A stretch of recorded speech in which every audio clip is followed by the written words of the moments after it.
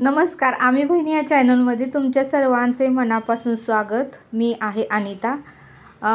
तर बघा फिरून आले थोडंसं. सकाळी सकाळी फिरलं म्हणजे आपल्याला हे खूप छान वाटतं, म्हणून सकाळचं वातावरण हे खूप छान होतं, म्हणून मी सकाळी फिरून आले.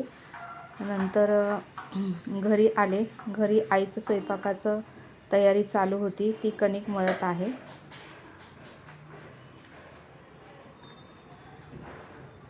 जे काही लागतंय तिनं ते सगळे काही तयारी करून घेतलेली आहे. कांदा वगैरे चिरून घेतलेला आहे आणि आता ती ताक ढवळत आहे, कारण तिला रोज जेवणात ताक लागतंच.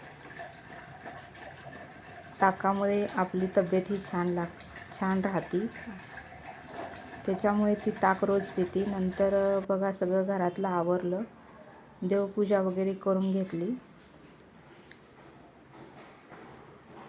कारण देवपूजा केल्याशिवाय आपल्यालाही सकाळच्या कामाची सुरुवात देवपूजा झाल्यानंतरच करू वाटते. पूर्णपणे झाडलोट वगैरे केलं, देवपूजा वगैरे करून घेतली आणि रांगोळी वगैरे दारात अशी काढून घेतली.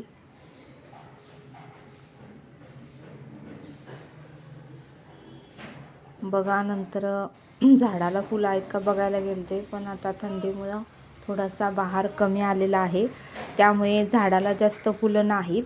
सगळीकडे मी बघून आले, पण जास्तीत जास्त असं फुलं काही नव्हतीच. नंतर सगळं काही आवरल्यानंतर कपाट जरा घाण वाटलं मला. आपले कपडे घेताना काही ना काहीतरी तेलकट हात वगैरे लागतात, त्याच्यामुळे ते घाण झालं होतं.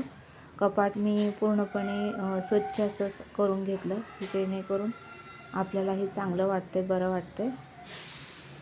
आणि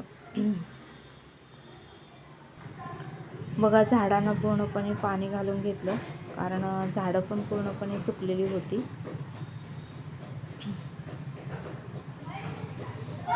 हिवाळ्याचे दिवस असल्यामुळं थंडीमुळं घालत नव्हते, पण आता थोडंसं सुकल्यासारखी वाटली, म्हणून पूर्णपणे मी झाडांना पाणी घालून घेतलेलं आहे.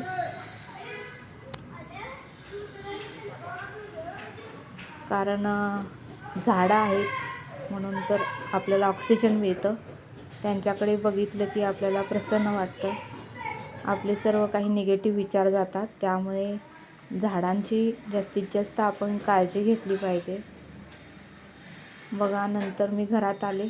आईचं पूर्णपणे चपाती लाटून झाल्या होत्या, आता ती शेकत आहे. अशा पद्धतीने पूर्णपणे तिचा स्वयंपाक झालेला आहे. आता मी जेवायला बसलेली आहे.